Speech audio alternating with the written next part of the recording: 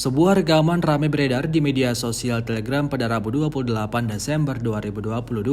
Dalam rekaman tersebut memperlihatkan aksi baku tembak yang semakin memanas di zona operasi militer khusus. Prajurit pasukan khusus dari kelompok Barat sedang mengerjakan posisi angkatan bersenjata Ukraina di daerah Novosilovsky dari AGS. Tampak dalam rekaman ledakan terjadi di beberapa titik pertahanan musuh. Serangan presisi tinggi tak dapat dihindari pasukan musuh. Akibatnya insiden ini kerugian besar didapatkan dari masing-masing kubu. Hingga video ini beredar beragam komentar dituliskan warganet.